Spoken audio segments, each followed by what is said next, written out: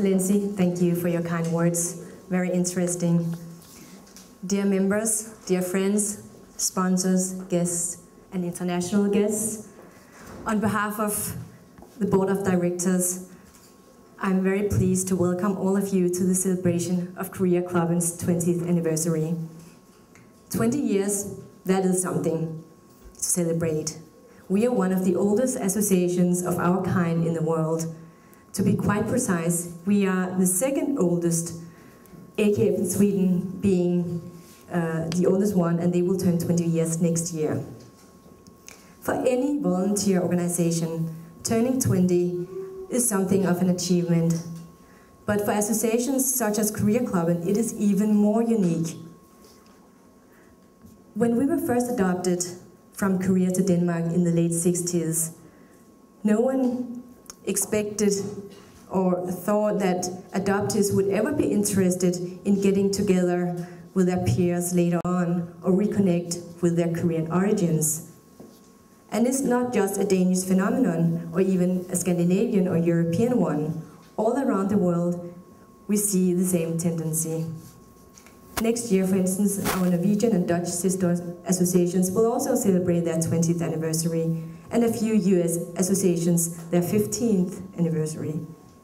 It clearly shows the importance of the adoptee associations. And it's not just one type of adoptees who join our network. During the years, Koreaklubben has represented several thousand of adoptees.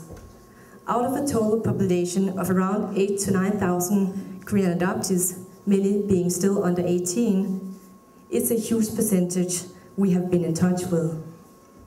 So it's no longer possible to say we are just for some adoptees, that we are only or mostly for those who need it. It is not a question of need.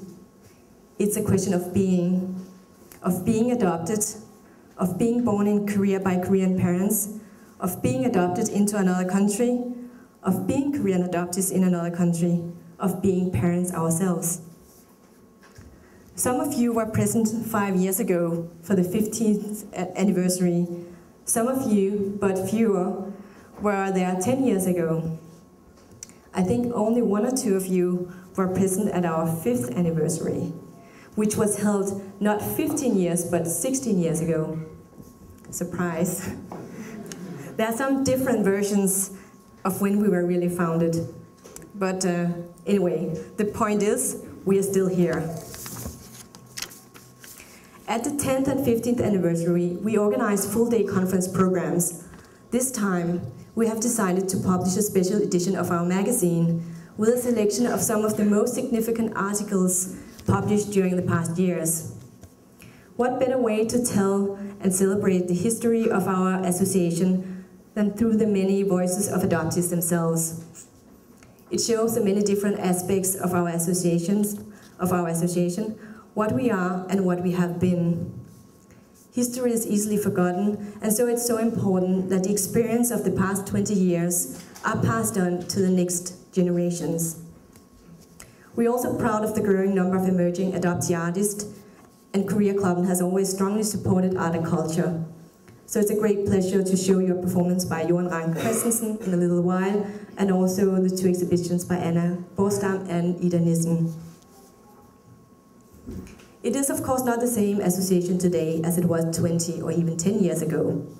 When Søren Rose first founded Koreaklubben, it was a response to a growing demand he met when he went out talking about growing up adoptee. It was quite exceptional what he did at the time, and there was a quite large support to begin with. But at that time, Koreaklubben was more a group of young people getting together. Since then, Koreaklubben went through a lot of changes to become the association it is today, with almost 500 memberships, local groups all over the country, and a broad network of contacts in Denmark and abroad, especially in Korea. I remember when I first started in Koreaklubben in 1997, it was something very special to go to Korea. It was not common to search for biological family, and it was even rarer to find family.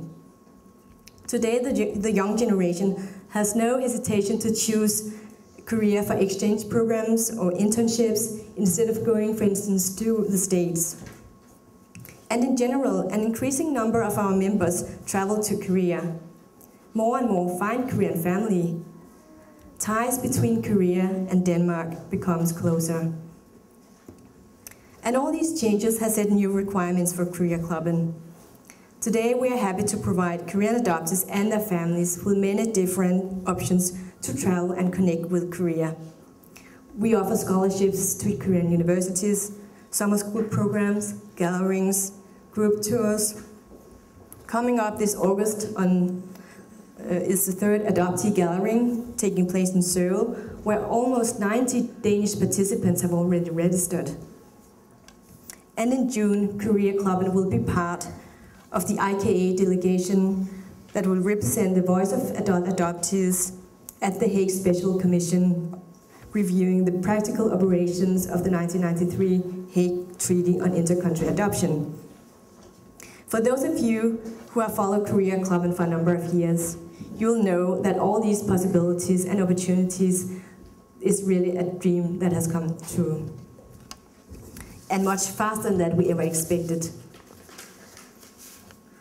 And another change that has also influenced the profile of Koreaklubben is the fact that not only the association, but also we, the adoptees, are getting older.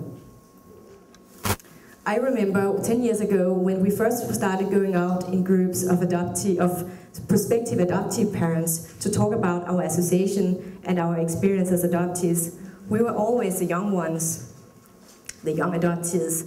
Today, when we go out in the same groups, we are older than most of the prospective adoptive parents. And so the age span of our members is also wider than ever before, from early 20s to mid 40s, and many of our members have children of their own. So, even though the association and we as persons are growing older, we still have the spirit and the energy of young people. Because we constantly meet the new challenges, because we constantly get new input from new members. Finally, I would like to keep repeating that Koreaklubben would not have been what it is today without the time and efforts and personal resources contributed by a larger number of members. Thank you to all of you. And thank you also to sponsors, contacts, organizations who have supported us and had faith in us during the years. Thank you.